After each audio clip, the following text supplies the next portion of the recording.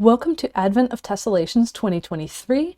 I'm Madonna Yoder, and I hope you will join hundreds of origami folders around the world in folding this daily challenge to increase your origami tessellation folding skills, so the twists and repeating patterns folded all from a single sheet of paper.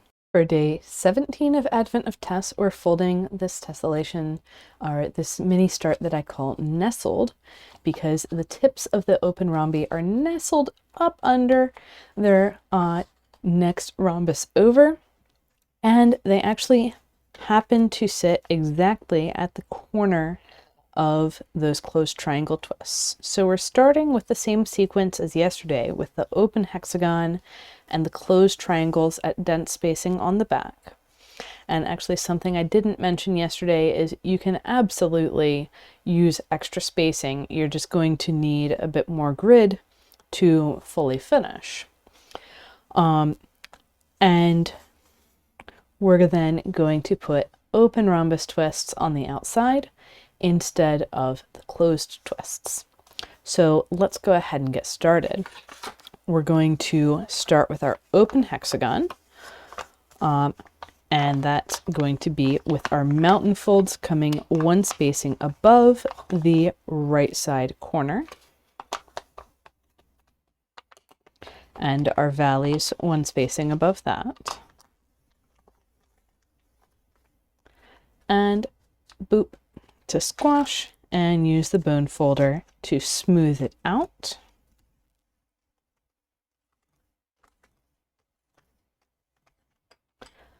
And we'll zoom in for the next step.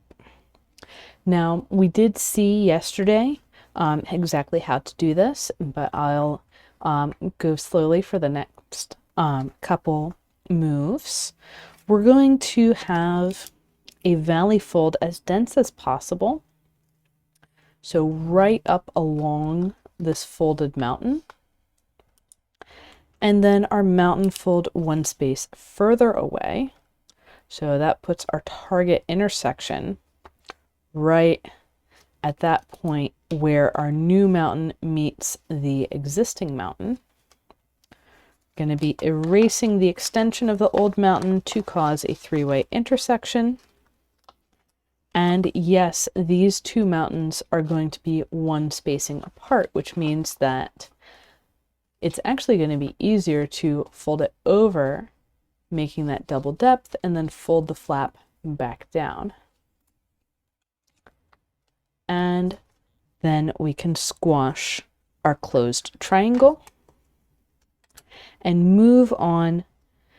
And notice I'm moving on to the next pleat that's sitting under the triangle instead of this really skinny pleat. And that's partially because my next twist is going to be on the opposite side, and it's going to be a little bit easier to get that into place if I fold in this direction. And that's somewhat a matter of taste, somewhat a matter of experimentation, of seeing like what is easier for me to get this next twist in place for this particular tessellation.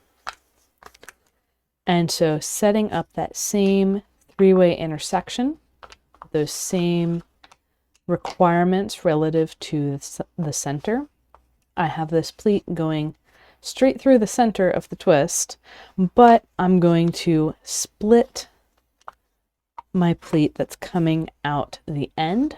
So notice the red line is where the mountain was, and we're having this split and zigzag coming out of that corner. So we can lay everything down flat and we don't have any pleat crossing through the center of a twist. And squash. And repeat. So we're going to open it up, set up our new three-way intersection for that triangle twist, and then take the pleat going to the corner from the previous triangle and split it into this zigzag compound wrap. And flatten and squash. and rotate and repeat. So I'll do the next couple repeats a little bit faster.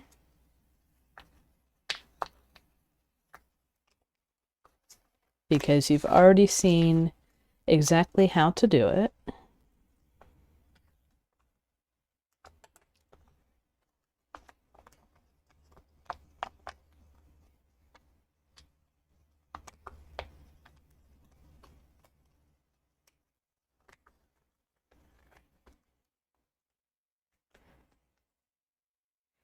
And then for the final repeat, we're going to have that process on both sides at the same time. So I'm going to have my valley coming along this grid line here. That's half a spacing from the edge of the next triangle over. And I'm going to pop the mountain down at that point, but I'm not going to let the valley keep going until it hits the valley of the pleat that I popped down. I'm instead going to zigzag it. So it goes zigzag around the mountain and then out to the edge, and I'm matching that with mountains just like we did yesterday. Now this mountain at the very top, I need to split so I have my three-way intersection for the triangle twist. And here I can control the chaos a little by flattening that wrap we just did before I put in the wrap on the previous twist like we've been doing all the way around. And then we can squash. So from here we have our hexagon, our 6 triangles, and we need to flip back to the hexagon side to put in our rhombus twists. Now what we're going to do is, just like yesterday, we're going to find our wrap and pop it up into a rhombus shape, but we're not going to leave it with a small rhombus. We're going to shift this mountain out one spacing. Well, the first thing we're going to do is look at our rhombus and say, how is this rotating around? This is going to be a right-handed rhombus. And so this mountain, we're going to shift up to where the valley was, and that shifts the valley one space further. And this mountain, we're going to shift also to where the valley was, which shifts the valley one space further. And you might be saying, but this is unraveling the part above, and yes, it will. So we want to have the stuff kind of below and most of the way around be pretty flat, but we're going to have some unraveling up above. And what we want to do is make sure that our valley up here is running all the way to the point of the rhombus, but no further. And we're going to carefully, and I'm going to work from the more stable area to the less stable area. We're going to start squashing kind of 1/2 of the rhombus at a time. So I'm squashing in the air on this outer half of the rhombus, and then pinching my way in and making sure that my layers are in the right order, sometimes poking a bit from the back to kind of pinch that into place. And now I can lay it down on my desk and run my bone folder back into the corner. And this is where it's useful to have a pointy-ended bone folder so you can get into those small corners. And I could then lay things back more flat, but it would introduce a new crease inside of my twist. So I'm going to let that stay a little bit 3D and work my way around the other direction. And coming to my next 2 pleats that are in that compound wrap, I'm going to pop up into a rhombus. I'm again going to move the mountain to where the valley would be for the closed rhombus, move the valley 1 space further out. And this one I can really lay down flat, again, letting this area stay 3D. I'm going to start squashing in the more controlled area, then move to the less controlled area. And it's okay that I'm not directly seeing that corner. I'm just keeping the layers around it consistent, and it'll typically squash well. But if it doesn't, I can come over to the triangle side and use my bone folder to kind of smooth a little under that triangle. Notice there's not much to smooth under there, and under this pleat as well.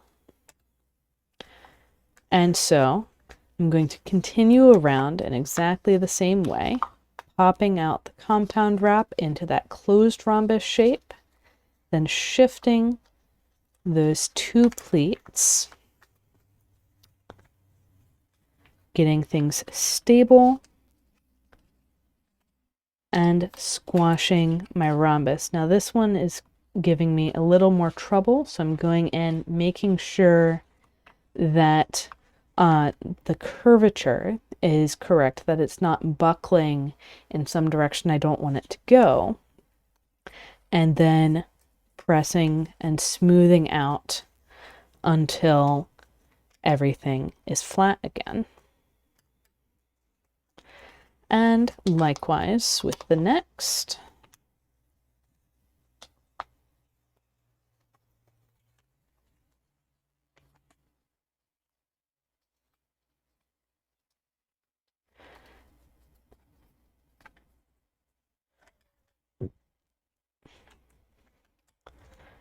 And the next, and we're getting close to the 3D area again,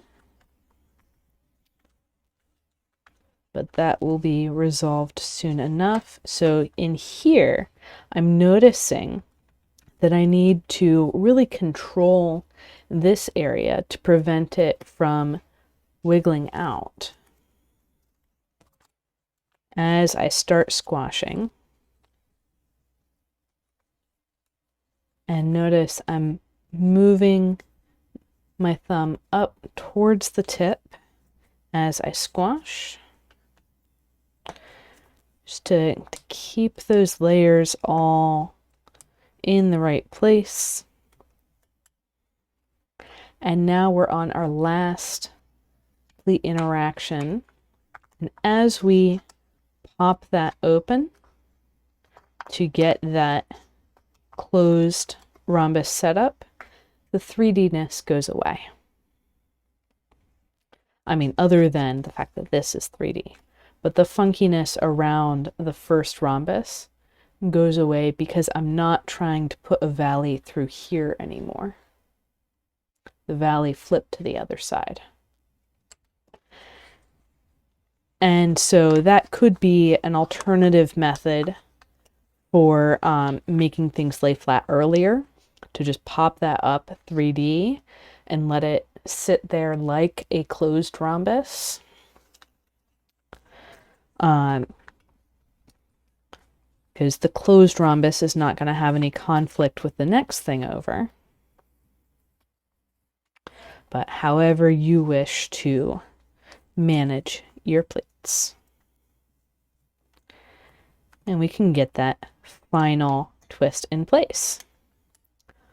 All right, so if you did decide to use extra spacing, so if you decided, okay, my hexagon, and then I'm going to do the triangle at tube pleat spacing instead of the single spacing between mountains, then your rhombuses are also going to be further apart, and you're not going to have that issue of the corners tucking under or having the 3D-ness.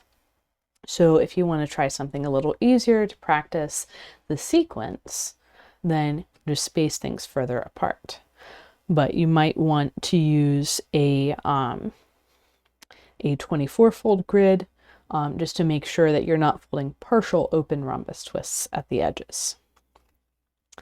So that is Nestled for day 17 of Advent of Tess, and I hope you have fun with it, and see you on the next one.